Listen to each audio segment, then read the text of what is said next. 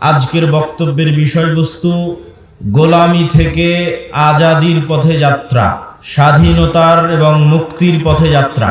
আমরা বাংলাদেশের মুসলমানেরা যে গোলাম আছি তার সবচেয়ে বড় প্রমাণ হচ্ছে বাংলাদেশ নামক রাষ্ট্রের কাছে এখনো কোনো একটা বিল্ডিং ভেঙে যাওয়া, কোনো একটা বিল্ডিং পুড়ে যাওয়ায় বেশি মায়া কান্না, বেশি গুরুত্ব পায় উসমান হাদিদের মতো মানুষের মৃত্যুর চেয়ে। পাশাপাশি ফিলিস্তিনের গাজা এবং আমাদের পার্শ্ববর্তী রোহিঙ্গা, তাদের অবস্থা দেখলে আপনারা বুঝবেন যে আমরা গোলামির জীবন যাপন করছি। এবং এই গোলামি ঠিক বানু ইসরাইলেরা যে ফেরাউনের গোলাম ছিল সেই গোলামি। এই জন্য আল্লাহ কোরআন অবতীর্ণ করলেন মুহাম্মদ সাল্লাল্লাহু আলাইহি ওয়াসাল্লামের উপর, আর কোরআন পরিপূর্ণ করলেন মুসার ফেরাউনের ঘটনা দিয়ে। কোরআন আসলো উম্মতে মুহাম্মাদির উপর আর পরিপূর্ণ হলো বানু ইসরাইলের ঘটনা দিয়ে। কেননা এই উম্মতে মুহাম্মাদি একদিন বানু ইসরাইলের ভাগ্য বরণ করবে। যা রাসূলুল্লাহ সাল্লাল্লাহু আলাইহি ওয়াসাল্লাম বলেছেন, এক জুতার পাট আর এক জুতার পাটের সাথে যেভাবে মিলে যায়, আমার উম্মত বানু ইসরাইলের সাথে সেভাবে মিলে যাবে। সম্মানিত উপস্থিতি, আমরা সেই বানু ইসরাইলের যুগ অতিক্রম করছি, উম্মতে মুহাম্মাদি হিসেবে গোলামির যুগ। আর মুসা আলাইহিস সালাতু ওয়াস সালাম যেই পদ্ধতিতে বানু ইসরাইলকে আজাদ করেছেন, স্বাধীন করেছেন, ওটাই রাস্তা উম্মতে মুহাম্মাদিকে মুক্ত করার, আজাদ করার, স্বাধীন করার। তো সেই রাস্তা আপনাদের সামনে তুলে ধরা আজকের বক্তব্যের বিষয়বস্তু। তবে বক্তব্যের শুরুতে আরেকটি জরুরি গুরুত্বপূর্ণ কথা। এই যে আল জামিয়া সালাফিয়ার বিবরণ শুনলেন, আপনারা রংপুর বিভাগের মানুষ, দিনাজপুরের মাটিতে এই যে বিশাল প্রতিষ্ঠান, বিশাল মসজিদ, ভবিষ্যতে একাডেমিক ভবন, আবাসিক ভবন, এগুলো যে গড়ে উঠতেছে, এগুলো শাইখ আব্দুর রাজ্জাক বিন ইউসুফ বারবার আপনাদের বক্তব্যে বলেছে যে বিদেশি কোনো এনজিওর টাকায়, বিদেশি কোনো যে সংস্থা বা বিদেশি কারো এরকম কোনো টাকায় নয়, বরং আপনাদের মতো সাধারণ জনগণ, আমাদের দেশেরই যারা প্রবাসে থাকে তাদের টাকায়। তো দানের কথা বললে অনেক সময় মানুষ জিনিসটাকে নেগেটিভ নেয় যে আসলে দান কেন।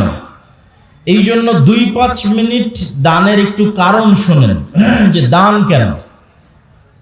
আল্লাহ সুবহানাহু তাআলার মূলনীতি অনুযায়ী পৃথিবীতেও যদি মানুষ বিপদে পড়ে টাকা দিয়ে বাঁচার চেষ্টা করে, কেস, কোর্ট, কাচারি, মামলা, মোকদ্দমা, মেডিকেল, এই যে উসমান হাদিকে নিয়ে যাবে সিঙ্গাপুর, হেলিকপ্টার ভাড়া 50 লক্ষ টাকা।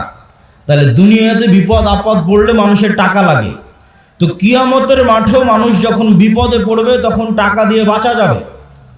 আল্লাহ টাকা দিয়ে বাঁচার সুযোগ করে দিবেন। কিন্তু আজকে দুনিয়াতে বিপদে পড়ে এর কাছ থেকে চেয়ে নিয়ে টাকা একত্রিত করতেছি, কিয়ামতের মাঠে কারো কাছ থেকে চেয়ে টাকা একত্রিত করার সুযোগ থাকবে না। এই দুনিয়াতেই যে টাকা আমি পরকালের অ্যাকাউন্টে জমা করে গেছি, ওই টাকায় আমি যদি কিয়ামতের মাঠে ধনী অবস্থায় উঠি, যে কোটি কোটি টাকা আমার নামে জমা হয়ে আছে, তাহলে আমিও কিয়ামতের মাঠের বিপদ টাকা দিয়ে বেঁচে যাব। দলিল কোথায়? আল্লাহ নিজেই পৃথিবীতে জরিমানার সিস্টেম করেছে ইবাদতের কমতিতে, গুনাহের কাফফারায়। রমজান মাসে যখন তুমি স্ত্রীর সাথে সাংসারিক জীবনে গেছো, তখন তোমার কাফফারা হচ্ছে গোলাম আজাদ করা, 60 জন মিসকিনকে খাওয়ানো। তো গোলাম আজাদ করতে টাকা লাগে, 60 জন মিসকিনকে খাওয়াতে টাকা লাগে। তাহলে গুনাহের কাফফারায় টাকা, ইবাদতের কমতিতে টাকা। তুমি হজ করতে গেছো, উমরা করতে গেছো, হজ উমরা করতে গিয়ে কোথাও ভুল ত্রুটি হয়েছে, মুআল্লিম বলবে দম দাও, দম মানে খাসি, দুম্বা কুরবানি করতে হবে। তাহলে ইবাদতের কমতিতে টাকা। এখন পৃথিবীর কোনো মানুষ গ্যারেন্টি দিতে পারবে না যে আমি আমার ইবাদতের জোরে জান্নাতে যাব, কেননা কেউ গ্যারেন্টি দেওয়া কঠিন যে আমি ফরজ সালাত একদিনও মিস দেইনি, একদিনও কাজা করিনি 10 বছর বয়স থেকে। কেউ যদি গ্যারেন্টি দেয় হ্যাঁ আমি গত 30 বছর 40 বছর এক ওয়াক্ত কাজা করিনি, এটা গ্যারেন্টি দেওয়া কঠিন। যে এই যে এক ওয়াক্ত আমি কাজা করিনি আর প্রত্যেক ওয়াক্ত সালাতের শুরু থেকে শেষ পর্যন্ত আমি শুধু আল্লাহকে স্মরণে রেখেছি, এটা গ্যারেন্টি দেওয়া কঠিন। এই জন্য মানুষ ইবাদতের চ্যালেঞ্জে জান্নাতে যাওয়ার চ্যালেঞ্জ দিতে পারবে না, ঠিক গুনাহ থেকে মুক্ত থাকার গ্যারেন্টি কেউ দিতে পারবে না। যে আমি নিষ্পাপ, আমি নিষ্কলুষ, আমি পাপ মুক্ত, এই গ্যারেন্টি কেউ দিতে পারবে না। তাহলে জান্নাতের গ্যারেন্টি কোথায়? জান্নাতের গ্যারেন্টি দুধের রাস্তায়। ইন্নাল্লাহা আশতারা মিনাল মুমিনিনা আনফুসাহুম ওয়া আমওয়ালাহুম বিআন্না লাহুমুল জান্নাহ। মানুষ যদি তার পৃথিবীর সবচেয়ে দামি সম্পদ, তার জীবন, তার নফস, তার রূহ আল্লাহর রাস্তায় জীবন দিয়ে শহীদ হয়ে যায়, তাহলে ওই শহীদের রক্তের ফোঁটা মাটিতে পড়ার আগেই তার যত ইবাদতের কমতি আছে আর তার যত গুনাহের কাফারা আছে সব মাফ হয়ে যায়। বলেন আল্লাহু আকবার। তাহলে নিশ্চিত জান্নাতের গ্যারেন্টি হচ্ছে জীবন দিয়ে শহীদ হওয়া। 2, নিশ্চিত জান্নাতের গ্যারেন্টি হচ্ছে টাকা দিয়ে জান্নাত কিনে নেওয়া। ইবাদতের কমতিও পূরণ হবে টাকা দিয়ে, গুনাহের কাফারাও হবে টাকা দিয়ে। তবে নতুন করে টাকা বানানো যাবে না, এখন দিয়ে রাখতে হবে, তাহলে ওটা হবে। তবে আল্লাহর সাথে এই ব্যবসা, আল্লাহর সাথে এই বিজনেস ডিল লাভজনক। কি লাভজনক আল্লাহর সাথে এই ব্যবসায় বিজনেস ডিল? কেন লাভজনক? আল্লাহর সাথে এই বিজনেস শতভাগ লাভজনক। আপনি গুলশানে জমি কিনেন, ঢাকায় জমি কিনেন, রংপুর বিভাগে জমি কিনেন, এই যে জমি কিনবেন, আপনি টাকা দিলেন, জমি নিলেন, তাই এখন যে আপনি দান করছেন এই টাকা কি আল্লাহর কাছে যাচ্ছে? কথা বলেন না, যে আল্লাহর কাছে যাচ্ছে? যায় না তো। এই টাকা দিয়ে যদি একটা ফ্যান কিনা হয় তাহলে ওই ফ্যানের বাতাস আপনিই খাবেন। এই টাকা দিয়ে যদি বিল্ডিং হয় ওই বিল্ডিং আপনার ছেলেই পড়বে। এই টাকা দিয়ে যদি গরু জবাই হয় ওই গরুর গোস্ত আপনিই খাবেন। তাহলে মাঝখান থেকে ফাও ফাও ফিরি ফিরি আপনি জান্নাত পেয়ে যাচ্ছেন। বলেন আল্লাহু আকবার। এই জন্য এর চেয়ে লাভজনক ব্যবসার নাই যে টাকা দিয়ে জান্নাত কিনবো আবার টাকাটা আমি ব্যবহার করব। টাকা দিয়ে জান্নাত কিনবো আবার টাকা আমি ব্যবহার করব। মসজিদে আমি সালাত আদায় করবো, মাদ্রাসায় আমার ছেলে মেয়েই পড়বে, ফ্যান এসির বাতাস আমিই খাবো, যদি নিজে কুরবানি দিই কুরবানির গোস্ত আমি খাবো। শুধু ফাও ফাও ফিরি ফিরি আল্লাহ জান্নাত দিয়ে দিলেন। এই জন্য টাকা মোস্ট পাওয়ারফুল। এই জন্য ধনী অবস্থায় কিয়ামতের মাঠে উঠতে হবে, এটা চেষ্টা করতে হবে। কেন কিয়ামতের মাঠে বিপদে পড়লে কেউ বাঁচাতে পারবে না, আপনার টাকাই আপনাকে বাঁচাতে পারবে যদি দিয়ে গিয়ে থাকে, যদি দুনিয়াতে থাকা অবস্থায় দিয়ে গিয়ে থাকে। এটার সাহায্য নিয়ে আপনি কিয়ামতের মাঠে বাঁচতে পারবেন। সকল পাওনাদারের পাওনা পূরণ করতে পারবেন। কাকের নামে গীবত করেছেন, কার নামে অপবাদ দিয়েছেন, কার বিরুদ্ধে কিছু বলেছিলেন, কোথায় স্ত্রীর হক ভালো মতো দেননি, বাপ মায়ের সাথে ভালো ব্যবহার করেননি, কার মনে কি কষ্ট আছে কে জানে, সব কিয়ামতের মাঠে উপস্থিত হবে। সব আদায় হতে থাকবে আপনার দেওয়া টাকা থেকে, আর আপনি ওই টাকার জোরে বেঁচে জান্নাতে চলে যাবেন। বলেন আল্লাহু আকবার। এই জন্য প্রত্যেক মানুষের প্রোডাক্টিভ হতে হবে, ধনী হতে হবে, আল্লাহ রাস্তায় দান করতে হবে, ওসমান ইবনে আফফানের মতো হালাল উপায়ে। সম্মানিত উপস্থিতি, তো বক্তব্যের এই অংশ থেকে আমরা ধীরে ধীরে আগাই যে গোলামি থেকে মুক্তির জন্য অর্থনৈতিক মুক্তি বড় জরুরি। আজকে আমাদের আলোচনার বিষয়বস্তু গোলামি থেকে মুক্তির রাস্তা কি। তো দানের সাথে কানেক্টেড করে বক্তব্য সামনের দিকে আগাই। গোলামি থেকে মুক্তির জন্য অর্থনৈতিক দাসত্ব থেকে মুক্তি জরুরি। আল্লাহর নবী যখন মক্কা থেকে হিজরত করে মদিনায় গেলেন, তখন মদিনার সকল অর্থনৈতিক সক্ষমতার মূল কেন্দ্রে ছিল ইহুদিরা, সকল টাকা পয়সার মালিক ছিল ইহুদিরা। আল্লাহর নবী দেখলেন যে এই গরিব ফকির মিসকিন মুসলমানেরা যদি থেকে যায় আর টাকার মূল কন্ট্রোল যদি ইহুদিদের কাছে থাকে, এই মদিনার রাষ্ট্রীয় ক্ষমতা আমার অর্জন করা কঠিন হবে, অত সহজ হবে না। এই জন্য ইহুদিদের হাত থেকে অর্থনৈতিক কন্ট্রোল মুসলমানদের হাতে নিতে হবে। আল্লাহর নবী মক্কার মুশরিকরা, মক্কার কুরাইশরা ছিল আগে থেকেই ব্যবসায়ী। লিইলাফি কুরাইশ ইলাফিহিম রিহলাতাশ শিতা ওয়াস সাইফ। তো এই মক্কার কুরাইশরা আগে থেকেই ব্যবসায়ী ছিল। আল্লাহর নবী মদিনার আনসারদের বললেন, শোনো, তোমরা কৃষি কাজ করো, তোমরা ব্যবসা জানো না। এই যে মক্কা থেকে হিজরত করে যারা এসেছে এদেরকে তোমার সম্পদ অর্ধেক দিয়ে দাও, তোমার কৃষি জমি অর্ধেক দিয়ে দাও। এরা ব্যবসা বুঝে, এরা ব্যবসা করে মদিনার অর্থনৈতিক কন্ট্রোল নিজের হাতে নেবে। আনসার সাহাবীরা এই ওয়ালার ভিত্তিতে অর্ধেক সম্পত্তি মুহাজিরদের দিয়ে দিলেন। খালি হাতে আসা ওসমান, খালি হাতে আসা আব্দুর রহমান বিন আউফ, খালি হাতে আসা জুবাইর ইবনুল আওয়াম, এরা 5 বছর 10 বছরের মধ্যে মাল্টি মিলিয়নার কোটি কোটি টাকার মালিক হয়ে গেল। আল্লাহর নবীর হাতে মদিনার অর্থনৈতিক কন্ট্রোল ফেরত আসতে লাগলো। মসজিদে নববীর সামনের কুয়ার মালিক ইহুদি। যদি মুসলমান ওই কুয়ায় পানি খেতে চায়, ইহুদির কাছে নত হয়ে অনুমতি নিয়ে পানি খেতে হবে। এটাই দাসত্ব। অর্থনৈতিক মুক্তি লাগবে দাসত্ব থেকে মুক্তির জন্য। আল্লাহর নবী বললেন, কে কিনে দিবে এই কুয়া? মুসলমানদের কুয়া লাগবে, ইহুদির কাছে নত হয়ে কুয়ার পানি চাওয়া যাবে না। যে কুয়া কিনে দেবে তার জন্য জান্নাত। ওসমান বিন আফফান বললেন, আমি কুয়া কিনে দেব। বলেন আল্লাহু আকবার। তাহলে অর্থনৈতিক মুক্তি লাগবে। মুসলমানেরা যেন অর্থনৈতিক মুক্তি না পায়, দাসত্বের জিঞ্জিরে যেন আবদ্ধ থাকে, এই জন্য ইহুদিদের তৈরি করা, পাশ্চাত্যের তৈরি করা সবচেয়ে বড় অস্ত্রের নাম হচ্ছে সুদ। সবচেয়ে বড় অস্ত্রের নাম সুদ। আল্লাহ দিয়েছেন কর্জে হাসানা, আর ইহুদি খ্রিস্টান, IMF, ওয়ার্ল্ড ব্যাংক, পাশ্চাত্য বিশ্ব দিয়েছে সুদ। আর সুদ হচ্ছে মানুষকে গোলাম বানায়। আপনি হিস্ট্রি স্টাডি করে দেখেন, ফেরাউন বানু ইসরাইলদের কি দিয়ে গোলাম বানাতো, আশ্চর্য হবেন। ফেরাউন বানু ইসরাইলদের যেই পদ্ধতি দিয়ে গোলাম বানাতো, তার একটা পদ্ধতি সুদি লেনদেন, সুদের কর্জ। আর সুদের কর্জের মিনিস্টার ছিল কারুন। এই জন্য আপনারা কারুনের নাম শুনেছেন। ফেরাউনের একটা বড় মন্ত্রীর নাম হচ্ছে কারুন, যার কাছ থেকে সুদের অর্থ লেনদেন করতো বানু ইসরাইলেরা। সব সুদের ঋণী ছিল, এই জন্য সব গোলাম ছিল। তাহলে বানু ইসরাইলকে গোলাম বানানোর একটা স্ট্র্যাটেজি ছিল সুদ। আজকের মুসলিম উম্মাহকে গোলাম বানানোর একটা স্ট্র্যাটেজি হচ্ছে সুদ।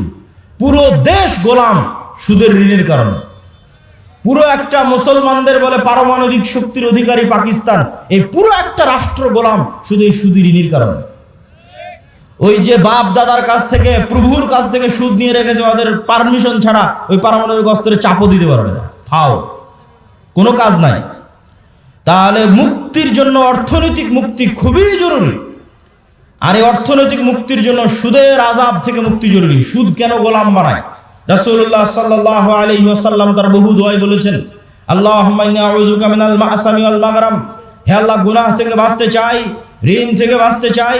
আল্লাহর নবী বহু দোয়ায় বলেছেন, হে আল্লাহ, যালঈদ দাইনি ওয়া গালাবাতির রিজাল, ঋণের বোঝা থেকে বাঁচতে চাই, মানুষের আধিপত্য থেকে বাঁচতে চাই। আল্লাহর নবীকে সাহাবীরা জিজ্ঞেস করলেন, হে আল্লাহর নবী, কেন আপনি ঋণের বোঝা থেকে বাঁচার জন্য এত দোয়া করেন? রাসূল সাল্লাল্লাহু আলাইহি ওয়াসাল্লাম বললেন, মানুষ যখন ঋণ নেওয়া শুরু করে তখন মানুষ মিথ্যা বলা শুরু করে, আর যখন মিথ্যা বলা শুরু করে তখন সে আর নেতা হতে পারে না, সে গোলাম। তাহলে আমাদের মা বোন যতজন কিস্তিতে লোন নিয়ে রেখেছে, এরা সবাই মিথ্যার প্র্যাকটিস করে। ওই কিস্তি মিস দেওয়ার জন্য, মাফ করার জন্য আর সন্তানকে পর্যন্ত মিথ্যা বলা হয়। তাহলে পুরো একটা কম যখন মিথ্যুক অবস্থায় গড়ে উঠতেছে, সুদের জন্য মিথ্যার প্র্যাকটিস করতেছে, এরা গোলাম, এরা জীবনে কোনোদিন নেতা হতে পারবে না। তাহলে নেতা হতে হলে সুদি লোন থেকে বাঁচতে হবে, কর্জ থেকে বাঁচতে হবে, যেন মিথ্যা না বলা লাগে, মিথ্যা বলা থেকে বাঁচতে হবে, নাহলে নেতা হতে পারবেন না। এই পয়েন্ট থেকেই, এই যে মিথ্যা বলা থেকে বাঁচা, এটার থেকে 2 নম্বর পয়েন্টে চলে যায়, যে গোলামির পথ থেকে, গোলামির জিঞ্জির থেকে বাঁচার দ্বিতীয় রাস্তা হচ্ছে সত্যবাদিতা, ন্যায় পরায়ণতা। আমি গত 2 বছর এই বক্তব্য দিয়েছি, কিন্তু মানুষকে উদাহরণ দিতে পারিনি যে সত্যবাদিতা, ন্যায় পরায়ণতা মানে উদাহরণ কি। এখন অন্তত বক্তব্যে উদাহরণ দিতে পারবো যে শরীফ ওসমান হাদি হচ্ছে সত্যবাদিতা, ন্যায় পরায়ণতার একটা অন্তত প্রতীক, যে জুলাই আগস্টের পর সব মানুষ নিজ নিজ দলের হয়ে গেল। আর যখনই আপনি কোনো দল করবেন, ওই দলের স্বার্থের বাইরে গিয়ে আপনার মুখ খুলবে না, জিহ্বা আটকা, বন্ধ। আর যখনই আপনি গণতন্ত্রের রাজনীতির মধ্যে থাকবেন, তখন মিথ্যা আপনার রক্তের মধ্যে মিশে যাবে। কেন? গণতন্ত্রের রাজনীতি এত নিকৃষ্ট, এত জঘন্য, যেখানে এক দল তো আর এক দলের বিরুদ্ধে বলবে, একই আসনে মনোনয়ন প্রার্থী একজন আর একজনের নামে মিথ্যা বলবে। তাহলে ওই যে মিথ্যার কালচারের মধ্যে লিয়াজু, লবিং, আসন ভাগাভাগি, অমুককে নয় আমাকে দাও, এই পুরো কালচারটার মধ্যে ঢুকে আছে টাকার লেনদেন, 2 নাম্বারি, ধোকা, লবিং, লিয়াজু, এই পুরো কালচারটার মধ্যে ঢুকে আছে মিথ্যা, ধোকা, দুর্নীতি। তাহলে এই একটা কালচারের মধ্যে দিয়ে যে বড় হবে, এই এমপি, এই মন্ত্রী, এই মিনিস্টার যদি প্রাইম মিনিস্টার হয়, আপনাদের কাছে সে নেতা হতে পারে। আল্লাহর গায়েবের মূলনীতি অনুযায়ী ও গোলামের ঘরের গোলাম। তাহলে যত এমপি এই মিথ্যা, এই দুর্নীতির সাথে জড়িত, সে যদি প্রাইম মিনিস্টারও হয়, সে নেতা না গোলাম? একটু জোরে বলেন, নেতা না গোলাম? গোলাম। এটাই আল্লাহর মূলনীতি। এই মূলনীতির উপরেই আল্লাহ সুবহানাহু ওয়া তাআলা পৃথিবী প্রতিষ্ঠিত করেছেন। নেতা কখন? যখন সত্যবাদিতা, ন্যায় পরায়ণতার উপর দাঁড়িয়ে আছে।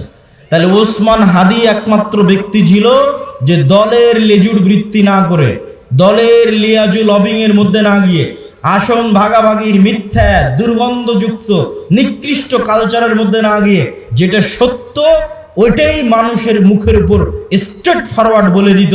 আর এই রকম একজন মেরুদণ্ডওয়ালা, যার মেরুদণ্ড আছে, যে স্ট্রেট ফরওয়ার্ড সত্য এবং ন্যায় বলতে পারে জ্ঞানের সাথে বুদ্ধিমত্তার সাথে, এটাই নেতা, এটাই নেতা তৈরি হওয়ার রাস্তা।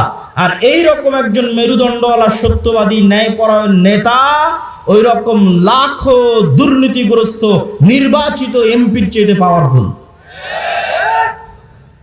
এবং ওই পাশ্চাত্যের আর আমাদের পাশের দাদাবাবুরা তারা পর্যন্ত ভয় পায় এই রকম নেতাকে। কেন? ওই যে দুর্নীতির মধ্যে যে নেতা উঠে এসেছে, ওকে টাকা দিয়ে কিনে নেওয়া যাবে।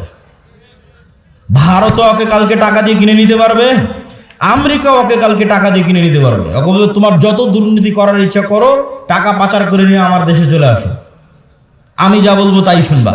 তো ও যেহেতু এই দুর্নীতির প্র্যাকটিসের মধ্যেই বড় হয়েছে, তো কোনোদিন দেশের পক্ষে কাজ করবে না, অন্য দেশের গোলামি করবে, অন্য দেশের গোলামি করবে।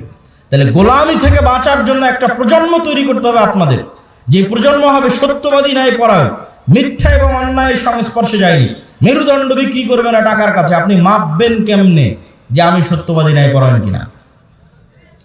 আপনি নিজেকে জিজ্ঞেস করেন যে আপনি আপনার পিতার সম্পত্তিতে আপনার বোনকে ন্যায়ের সাথে সম্পদ দিয়েছেন কিনা?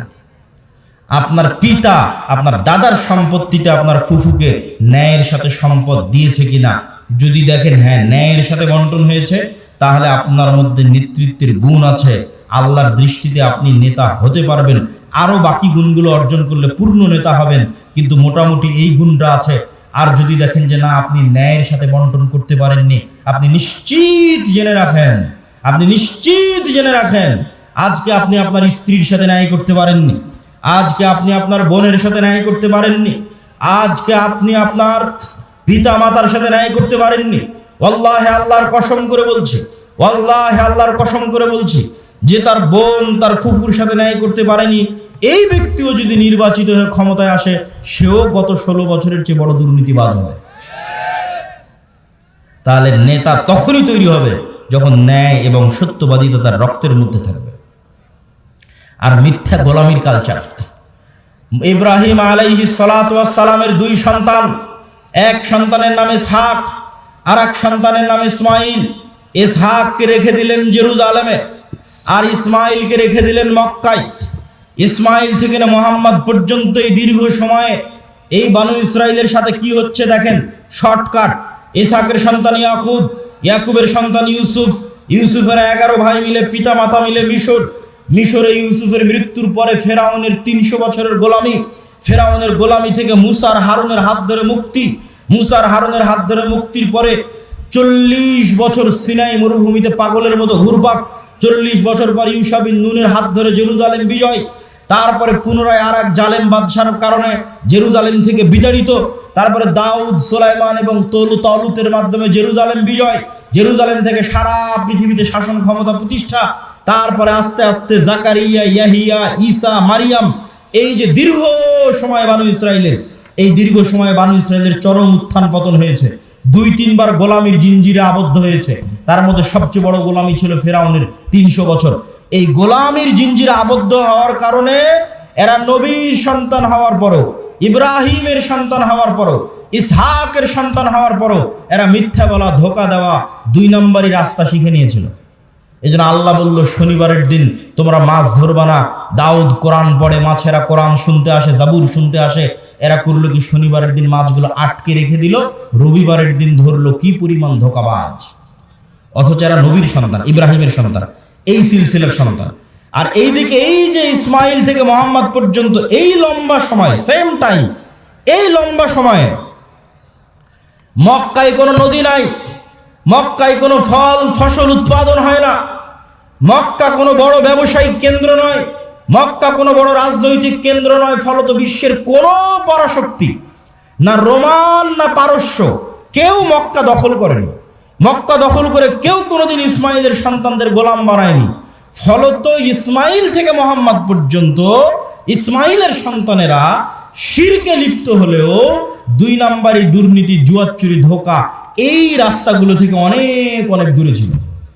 এর 2-1টা উদাহরণ আপনি দেখতে পাবেন। Abdul Muttalib, Abu Taleb, Abu Sufian, Abdul Muttalib Muhammad ইসলামের দাদা, ইনি মুশরিক, কিন্তু আব্দুল মুত্তালিবের হিস্ট্রিতে কেউ দেখাতে পারবে না যে ও মিথ্যুক, মানুষের সম্পদ মারে নেয়, 2 নম্বরই করে ধোঁকাবাজি করে, এটা দেখাতে পারবে না। আবু তালেব মুহাম্মদ ইসলামের চাচা, মৃত্যু পর্যন্ত ইসলাম গ্রহণ করেনি আল্লাহর নবী এতবার বলার পরেও, কিন্তু আবু তালেব সত্যবাদী ছিল, ন্যায়পরায়ণ ছিল, মানুষকে ধোঁকা দিয়ে, মানুষের টাকা নিয়ে মেরে খাওয়া, জুয়ার চুরি, ধোঁকাবাজি এগুলো বুঝতো না। এই জন্য আল্লাহর নবী বলে গেছে আল আইম্মাতু মিন কুরাইশ, মক্কা বিজয়ের পর প্রায় সব কুরাইশ ইসলাম গ্রহণ করে নিয়েছিল। সব মক্কা বিজয়ের আগ পর্যন্ত তারা কাফির থাকতে পারে, আল্লাহর নবীর সাথে যুদ্ধ, মারামারি সবকিছু করেছে, কিন্তু মক্কা বিজয়ের পর প্রায় সব কুরাইশ ইসলাম গ্রহণ করে নিয়েছে। আল্লাহ নবী বলেন আল আইম্মাতু মিন কুরাইশ, আমার উম্মতে যতদিন নেতা হবে, খলিফা হবে, কুরাইশ বংশ থেকে হবে, ইসমাইলের সন্তান থেকে হবে। আবু বকর কুরাইশ বংশের, ওমর কুরাইশ বংশের, ওসমান কুরাইশ বংশের, আলী কুরাইশ বংশের, সব ইব্রাহিমের সন্তান, ইসমাইলের সন্তান। সম্মানিত উপস্থিতি, কি বুঝালাম এটার থেকে? গোলামি মে বদল জাতি হে কওমো কা জমিন, গোলামি করলে জাতির চরিত্র চেঞ্জ হয়ে যায়। আমরা যে 190 বছর ব্রিটিশের গোলামি করেছি এবং আমাদের স্বভাব চরিত্র চেঞ্জ হয়ে গেছে, তার একটা আলামত আমি নিজে ইউরোপ সফর করতে গিয়ে পেয়েছি, চাক্ষুষ একটা আলামত বলি। আমি মনে করতাম সারা পৃথিবী ইংরেজি ভাষা দিয়ে চলে। আমাকে যেহেতু কেউ কোনোদিন এই ভুলটা ভেঙে দেয়নি, আমি যেহেতু নিজে প্র্যাকটিক্যালি আমার এই ভুল ধরা পড়েছে, ফলত আমার রিয়েলাইজেশন অনেক গভীর। তো আমি মনে করতাম সারা পৃথিবী ইংরেজি দিয়ে চলে। ইংল্যান্ডেও থাকলাম প্রায় 1 বছর। এই ইংল্যান্ডে থাকা অবস্থায় যখন ফ্রান্স গেলাম, স্পেন গেলাম, ইতালি গেলাম, স্পেনের যখন কর্ডোবা, গ্রানাডায় যাওয়ার জন্য যে বিমানবন্দরে নামলাম, ওই বিমানবন্দরে নেমে এক্সিট লেখাটা আমি ইংরেজিতে খুঁজে পাচ্ছিলাম না। ইংরেজি ভাষার এত অনুপস্থিতি যে বাহিরে যে বের হবো, কোন রাস্তা দিয়ে বের হবো, কোথায় এক্সিট, কিছু খুঁজে পায় না, সব স্প্যানিশ ল্যাঙ্গুয়েজ। যারা এয়ারপোর্টে দায়িত্ব পালন করছে, ওদের সাথে গিয়ে যে ইংরেজিতে কথা বলবো, ওরাও ইংরেজি বোঝে না। আরে অন্তত এয়ারপোর্টে দায়িত্বশীল তো ইংরেজি বুঝবে। এত উন্নত রাষ্ট্র স্পেন, এত উন্নত রাষ্ট্র ফ্রান্স, এত উন্নত রাষ্ট্র ইতালি, ইংরেজি জানে না। আমার তো মাথায় ঘুরে গেল, কেন ইংরেজি জানে না? তখন আমি রিয়েলাইজ করলাম, আমার মদিনা ইসলামী বিশ্ববিদ্যালয়ের বন্ধু বাড়ি আফ্রিকা, ও বলতো আর ভাষা ফরাসি। আমি তখন এটা না অত গভীর চিন্তা করিনি যে ওর ভাষা ফরাসি না। ফ্রান্সে যখন গেলাম দেখি ফ্রান্সে সব আফ্রিকান মুসলমান। ফ্রান্সে ভারত পাকিস্তানের মুসলমান কম, আফ্রিকার মুসলমান বেশি। ইংল্যান্ডে আবার ভারত পাকিস্তানের মুসলমান বেশি, আফ্রিকার মুসলমান কম। তখন সব রহস্য ভেদ হয়ে গেল যে ওর ভাষা কেন ফরাসি আর আমার কাছে কেন ইংরেজির এত গুরুত্ব, জন্মগত কেমনে অটোমেটিক। সবাই আমাদের দেশের মানুষ জানে যে ইংরেজি অনেক গুরুত্বপূর্ণ ভাষা, অথচ ইউরোপের অধিকাংশ দেশ ইংরেজির কোনো ভ্যালুই নাই, দামই নাই। ওরা এতটা অহংকারী, ফ্রান্স, ইতালি, স্পেন, জার্মান এতটা অহংকারী, ওরা ইংরেজি শিখবেই না। তাহলে আমি কেমনে জন্মগত মেনে বুঝে নিলাম যে ইংরেজি গুরুত্বপূর্ণ? এটাই 200 বছর যে আমরা ব্রিটিশের গোলামি করেছি, গোলামি মে বদল জাতি হে কওমো কা জমির, আমরা নিজের অজান্তেই ওর গোলামির প্রভাব বহন করতেছি। আমি আব্দুল্লাহ নিজের অজান্তেই, আমার পূর্বপুরুষ 190 বছর ব্রিটিশের গোলাম ছিল, তার প্রভাব আমি আমার অজান্তে বহন করতেছি। আর আমার ওই বন্ধু যে আফ্রিকায় বাড়ি, ও ওর অজান্তে ইউরোপীয় উপনিবেশের গোলামির চিহ্ন বহন করতেছে। ঠিক এই যে আপনি দেখতেছেন মুসলমানরা মারামারি, কাটাকাটি, এই যে গণতন্ত্রের কালচার টিকিয়ে রাখা আছে, যেন এখানে আর সুদের কালচার টিকিয়ে রাখা আছে, যেন একটা মুসলমান নেতা সত্যবাদী ন্যায়পরায়ণ বের হয়ে আসতে না পারে, সব যেন মিথ্যুক আর দুর্নীতিবাজ বের হয়। এই জন্যই গণতন্ত্র দিয়ে রাখা আছে, এই জন্যই সুদী ব্যবস্থা দিয়ে রাখা আছে। কেননা এই কালচারের মধ্যে থাকলেও মিথ্যুক দুর্নীতিবাজ হবে। আর 190 বছর ব্রিটিশের গোলামিতে ওটাই শিখেছে। কেননা গোলাম তো একটা রুটির জন্য মারামারি করে, গোলাম একটা রুটির জন্য আরেকজনকে হত্যা করে দিতে পারে। তাহলে এই যে গোলামির কালচার, এই গোলামির কালচার যতক্ষণ আপনি না ভাঙবেন, যেটা আমরা বহন করছি আমাদের অজান্তে ব্রিটিশদের গোলামির কারণে, যেমনটা বানু ইসরাঈলরা ফেরাউনের গোলামি থেকে শিখেছিল, এই কালচার আমাদের ভাঙতে হবে। এই কালচার যতক্ষণ না ভাঙতে পারবেন, নেতা হতে পারবেন না। সত্যবাদী ন্যায়পরায়ণ হন, ইসমান হাদির মতো অটোমেটিক নেতা হয়ে যাবেন। আর এই গণতন্ত্রের কালচারে এইরকম সত্যবাদী ন্যায়পরায়ণ নেতা সহ্য করার মতো ক্ষমতা এই আধিপত্যবাদী দখলদারি শক্তির নাই, ফলত গুলি করে উড়িয়ে দিবে। সম্মানিত উপস্থিতি, পয়েন্ট নাম্বার 3, আমাদের 1 নাম্বার পয়েন্ট ছিল অর্থনৈতিক মুক্তি লাগবে গোলামি থেকে মুক্তির জন্য। 2 নাম্বার পয়েন্ট ছিল সত্যবাদী ন্যায়পরায়ণ হতে হবে। পয়েন্ট নাম্বার 3 ঈমান বিল গায়েব এবং গায়েবী মদদ। একটা মূলনীতি আজকে এখান থেকে মুখস্থ করে যান, আল্লাহর আসমানি সাহায্য ছাড়া ইসলাম এবং মুসলমানদের বিজয় অসম্ভব, ফুল স্টপ। দুনিয়াবি শক্তি দিয়ে ইসলাম এবং মুসলমানদের বিজয় অতীতে কোনোদিন হয়নি, ভবিষ্যতে কোনোদিন হবে না, ফুল স্টপ। নবীদের হয়নি, আমার আপনার হবে না। মুসা দুনিয়ার শক্তি দিয়ে বিজয় লাভ করেনি, ইউশা বিন নুন দুনিয়ার শক্তি দিয়ে বিজয় লাভ করেনি, দাউদ সুলাইমান দুনিয়ার শক্তি দিয়ে বিজয় লাভ করেনি। মুহাম্মদ সাল্লাল্লাহু আলাইহি সাল্লাম বদরে, উহুদে, খন্দকে, বদরে মক্কার কাফের মুশরিক 1000, মুহাম্মদ সাল্লাল্লাহু আলাইহি সাল্লাম 300, উহুদে মক্কার কাফের মুশরিক 2000, মুহাম্মদ সাল্লাল্লাহু আলাইহি সাল্লাম 700, খন্দকে মুহাম্মদ সাল্লাল্লাহু আলাইহি সাল্লাম 700 থেকে 1000। আর মক্কার কাফের মুশরিক শুধু নয়, সারা আরবের কাফের মুশরিক একত্রিত হয়েছে 10,000। খন্দকের যুদ্ধে কোনো দুনিয়াবী শক্তি নাই যা মুহাম্মদ সাল্লাল্লাহু আলাইহি সাল্লামকে জয় লাভ করাতে পারে।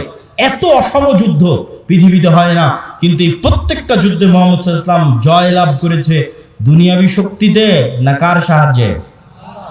আল্লাহর সাহায্যে। আর একটা যুদ্ধে সাহাবীরা মনে করেছিল যে আজকে আমরা দুনিয়ার শক্তি দিয়ে জিতবো, ওই যুদ্ধের নাম হুনাইন। মক্কা বিজয়ের পরে এই যুদ্ধ হয়েছিল। মক্কা বিজয় যখন সব মুসলমান হয়ে গেছে, 12,000 সাহাবী হুনাইনের যুদ্ধে। আল্লাহর নবী নিজে চোখে কোনোদিন দেখেনি, তার পিছে 12,000 মানুষ দাঁড়িয়ে আছে। সাহাবীরা কোনোদিন দেখেনি 12,000-এর জামাত। 300 জন নিয়ে যুদ্ধ করেছে, 700 নিয়ে যুদ্ধ করেছে, 1000 নিয়ে যুদ্ধ করেছে, আজকে হুনাইনে 12,000। তখন সবার আল্লাহর উপর, মুহাম্মদ সাল্লাল্লাহু আলাইহি ওয়াসাল্লাম বাদ দিয়ে অধিকাংশ সাহাবীর আল্লাহর উপর ভরসা কমে নিজেদের উপর ভরসা চলে এসেছে। যে আজকে হাই কনফিডেন্স, মক্কা বিজয় করেছি আর এখন হুনাইনের যুদ্ধ আমাদের পরাজিত করে কে? আর হুনাইনের যুদ্ধ শুরু হওয়ার আধা ঘন্টা পার হয়নি, 1 ঘন্টা পার হয়নি, সব দৌড়ে দৌড়ে পালাচ্ছে। তাহলে নবীর জীবদ্দশায় দুনিয়ার শক্তিশালী হওয়ার পরেও বিজয় হচ্ছে না পরাজয় হচ্ছে? একটু জোরে বলেন তো, জয় হচ্ছে না পরাজয় হচ্ছে? নবীর জীবদ্দশায় দুনিয়ার শক্তিতে বিজয় হচ্ছে না। কার সাহায্য লাগে বিজয়ের জন্য? আল্লাহর সাহায্য লাগে। এই আল্লাহর সাহায্য পাওয়ার সিক্রেট যতদিন না জানবেন, আর এই সিক্রেট যতদিন বাস্তবে প্রয়োগ না করবেন, ততদিন দুনিয়ার রাস্তা দিয়ে আপনি যতই চেষ্টা করেন আপনার বিজয় হবে না। এটা নিশ্চিত জেনে রাখেন। আপনার ভরসা দুনিয়ার উপর দেখেই তো আপনি চেষ্টা করতেছেন যে হ্যাঁ, মন্দিরগুলো পাহারা দিয়ে যদি ভোট পাওয়া যায়। মন্দির পাহারা কেন? আপনি যদি প্রত্যেকটা হিন্দুকে একটা করে মন্দির বানিয়ে দেন, দিয়ে যদি মনে করেন দুনিয়ার শক্তি দিয়ে ইসলামকে বিজয় করবেন, আপনার ব্যক্তি স্বার্থ আদায় হতে পারে। দুনিয়ার শক্তি দিয়ে ইসলাম বিজয় হয় না, হয়নি, কিয়ামত পর্যন্ত হবে না। তাহলে ইসলাম বিজয় হবে কোনটা? যেটাতে আল্লাহর সাহায্য আসবে। আল্লাহর সাহায্য পাওয়ার শর্ত পূরণ করেন, ইসলাম বিজয় হবে। আর আল্লাহর শর্ত পাওয়ার সাহায্য পূরণ করবেন না, আল্লাহর ঠেকা পড়েছে আপনাকে দিয়ে ইসলামকে বিজয় করতে হবে। আল্লাহ বলেছে, ইউরিদুনা লিইউতফিউ নূরাল্লাহ ওয়াল্লাহু মুতিম্মু নূরিহি ওয়ালাউ কারিহাল কাফিরুন। ইসলাম আল্লাহর নূর, আর এই নূর সারা পৃথিবীতে বিজয়ী হবে, এটা আল্লাহর ওয়াদা। বলেন আল্লাহু আকবার। হুয়াল্লাযী আরসালা রাসূলাহু বিল হুদা ওয়া দীনিল হক লিইয়ুযহিরাহু আলাদ দীনি কুল্লি। আমি এই দিন মুহাম্মাদের উপর অবতীর্ণ করেছি, এই দিন সারা পৃথিবীতে বিজয়ী হবে। বলেন আল্লাহু আকবার। এটা আল্লাহর ওয়াদা। তো আল্লাহ ইসলামের বিজয়ের জন্য আমার আপনার মুখাপেক্ষী নয়, কিন্তু আমি আপনি যদি শর্ত পূরণ না করি বিজয় হবে না। শর্ত পূরণের 1 নম্বর শর্ত ঈমান বিল গায়বে ইয়াকিন লাগবে। শর্ত পূরণের 2 নম্বর শর্ত সৎ আমল লাগবে। শর্ত পূরণের 3 নম্বর শর্ত শিক্ষা এবং জ্ঞানে এগিয়ে যেতে হবে। ঈমান বিল গায়বের উপর বিস্তারিত আলোচনা বহু বক্তব্যে করেছি। আজকে যা আলোচনা করছি সব আল্লাহর পথে যাত্রা এই বইয়ের মধ্যে আছে। ঈমান বিল গায়বের বিস্তারিত আলোচনা এই আল্লাহর পথে যাত্রা বইয়ের মধ্যে আছে। প্রত্যেক মসজিদে, প্রত্যেক স্কুল, কলেজ, ইউনিভার্সিটিতে এই বইয়ের উপর পাঠচক্র হওয়া উচিত। 2 পৃষ্ঠা করে, 1 পৃষ্ঠা করে প্রত্যেক মসজিদে প্রতি সপ্তাহে অন্তত একদিন সবাই মিলে 2 পৃষ্ঠা পড়ে বোঝার চেষ্টা করবেন কি বলা আছে এই বইয়ের মধ্যে। এই বই থেকে আমাদের আল্লাহর পথে যাত্রা তথা আল্লাহর সাথে সম্পর্ক, ঈমান বিল গায়েবের যাত্রাটা শুরু হবে। 2 নাম্বার শর্ত কি পূরণ করতে হবে? সৎ আমল। দেখেন মুহাম্মদ সাল্লাল্লাহু আলাইহি ওয়াসাল্লাম বদরের যুদ্ধের দিন এত লম্বা সালাত, এত লম্বা দোয়া, এত লম্বা রাতের সালাত যা আবু বকর রাদিয়াল্লাহু তাআলা আনহু পর্যন্ত ক্লান্ত হয়ে গেছে। আল্লাহর নবী, আপনি নবী, আপনার এত রাতের সালাতের প্রয়োজন? আল্লাহর নবী কেন রাতের সালাতে দাঁড়িয়ে আছে জানেন? আল্লাহর নবী আমার আপনার যে গায়েব বেশি জানে, আমার আপনার যে গায়েবের মূলনীতি ওনার জানা আছে, আল্লাহ ওনাকে ওহীর মাধ্যমে জানিয়ে রেখেছে। সেটা কি? সেটা হচ্ছে তুমি বদরের যুদ্ধে তোমার শক্তি দিয়ে জিততে পারবে না।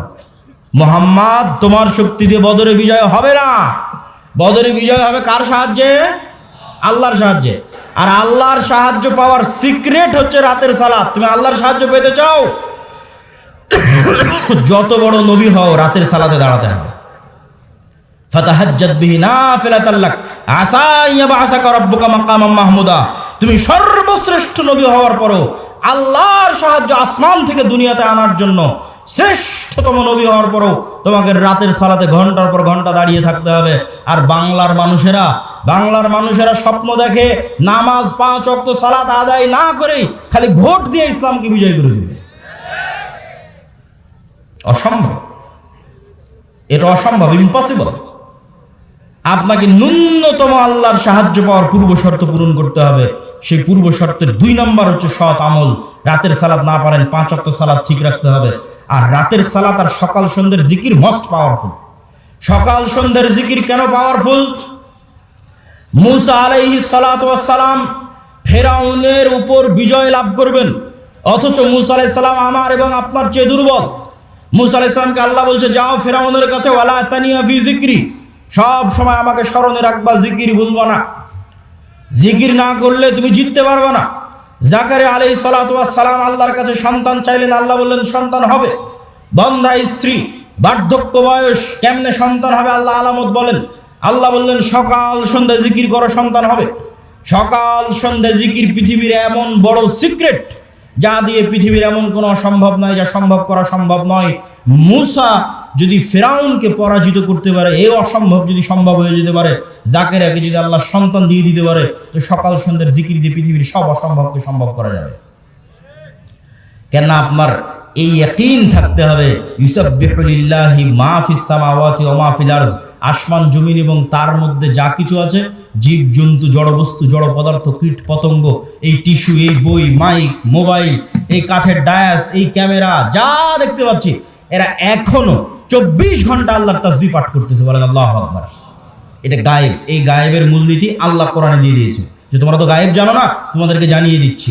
এরা সবাই তাসবিহ পাঠ করতেছে। তাহলে আপনিও যখন সকাল সন্ধ্যার জিকির করবেন, এরাও আপনার সেই তাসবিহ বুঝবে। সুলাইমান আলাইহিস সালামেরটা বুঝতো, সুলাইমান আলাইহিস সালাম ওদেরটাও বুঝতো। এরা পরস্পর আমি যদি সুবহানাল্লাহি ওয়া বিহামদিহি সুবহানাল্লাহিল আযীম বলি, এগুলো সব কিয়ামতের মাঠে সাক্ষী দিবে। এরা শুনছে, কিয়ামতের মাঠে সাক্ষী দিবে। বলেন আল্লাহু আকবার।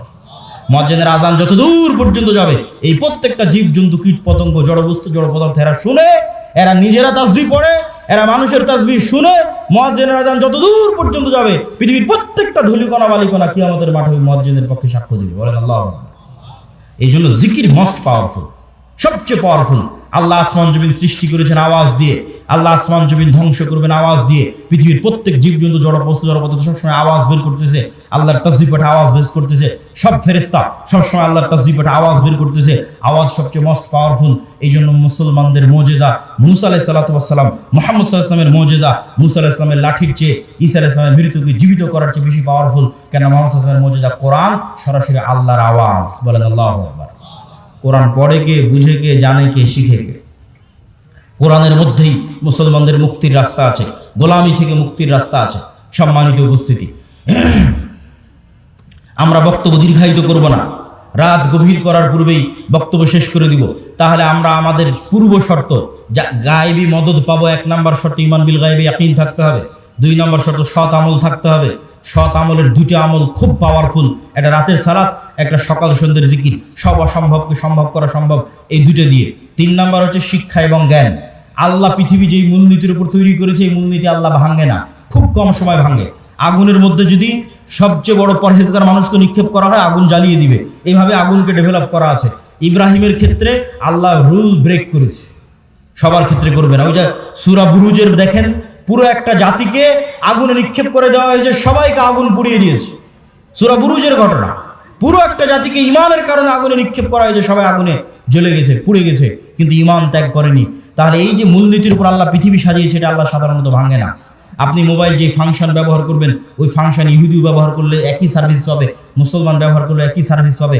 তাহলে পৃথিবীর ফাংশন হচ্ছে, পৃথিবীকে এইভাবে ফাংশন করা আছে যে জ্ঞান অর্জন করবে ও নেতা হবে, যে জ্ঞান অর্জন করবে ও কি হবে? নেতা হওয়ার শর্ত কি বলেন তো, একটু জোরে বলেন তো, কি অর্জন করা? জ্ঞান অর্জন করা। দলিল, আল্লাহ নিজেই সবার চেয়ে বড় জ্ঞানী। দলিল, আদম আলাইহিস সালাম ফেরেশতা জিনের চেয়ে জ্ঞানী। দলিল, আল্লাহ তালুতকে নেতা বানিয়েছে শুধু জ্ঞানের কারণে। আর কত অসংখ্য দলিল নেবেন, তার হিসাব নাই। আজকে ইহুদি এবং খ্রিস্টানেরা পড়াশোনা, জ্ঞান, গরিমা, গবেষণা নিয়ে ব্যস্ত, আর মুসলমানের সন্তানেরা জুয়া, ফেসবুক, টুইটার, টিকটক, বিড়ি, সিগারেট, নেশা, আইপিএল, বিশ্বকাপ, ফুটবল, গণতন্ত্রের রাজনীতি, চাঁদাবাজি, যত সময় নষ্টের রাস্তা আছে, এই সময় নষ্টের রাস্তায় ব্যস্ত। আপনি বলেন নেতাকে আর গোলামকে? ঢাকা বিশ্ববিদ্যালয়ে বড় স্ক্রিন লাগিয়ে যারা খেলা দেখে সময় নষ্ট করতেছে, ওরা গোলাম? না অক্সফোর্ড ক্যামব্রিজে যারা পড়াশোনা জ্ঞান অর্জন করছে, ওরা গোলাম? এই মূলনীতি আল্লাহ সুবহানাহু ওয়া তাআলা ভাঙবেন না যতক্ষণ না আপনি চেষ্টা না করেন। হ্যাঁ, আপনি যদি চেষ্টা করেন যে হ্যাঁ আমি জ্ঞানী হব, এই জ্ঞানী হওয়ার পাশাপাশি আগের যদি সব শর্ত পূরণ থাকে, যা যা বলেছি, আপনার যদি সৎ আমল থাকে, আপনি যদি সত্যবাদিতা, ন্যায়পরায়ণতার উপর অটল থাকেন, বিক্রি না হয়, আপনার যদি ঈমান বিল গায়বে ইয়াকিন থাকে, তাহলে এরকম যদি 500টা ওসমান হাদি তৈরি হয়ে যায়, এরকম যদি 500 যুবক তৈরি হয়ে যায়, তাহলে শুধু বাংলাদেশের ক্ষমতা নয়, সারা পৃথিবীর ক্ষমতা অর্জন করতে পারবেন। বলেন আল্লাহু আকবার। কোরআনের মধ্যে শুধু বাংলাদেশের ক্ষমতা অর্জনের রাস্তা দেওয়া নাই, সারা পৃথিবীর ক্ষমতা অর্জনের রাস্তা দেওয়া আছে। আল্লাহ সুবহানাহু ওয়া তাআলা আমাদেরকে কবুল করুক। বলেন আল্লাহুম্মা আমিন। আমরা যেন আমাদের একটা প্রজন্মকে এই আদর্শগুলোর উপর গড়ে তুলতে পারি। এই জন্যই তো আমরা মক্তব করছি, এই জন্যই তো মাসিক আল ইতিসাম আপনাদের নিতে বলছি, এই জন্যই তো আমাদের মক্তবের সিলেবাস আমার লেখা, যাতে আপনাদের সন্তানদের ব্রেনের মধ্যে আমরা এই জিনিসগুলো ঢুকিয়ে দিতে পারি। আমি জানি না কেন এখনো আপনারা মক্তবের ট্রেনিংয়ের জন্য আপনাদের শিক্ষকদের পাঠান না। যাতায়াত খরচ লাগে না, বই পুস্তকের খরচ লাগে না, থাকা খাওয়ার খরচ লাগে না, তারপরেও আপনি মক্তবের ট্রেনিংয়ে নাই, শুধু প্রোগ্রাম নেওয়ার সময় আছেন।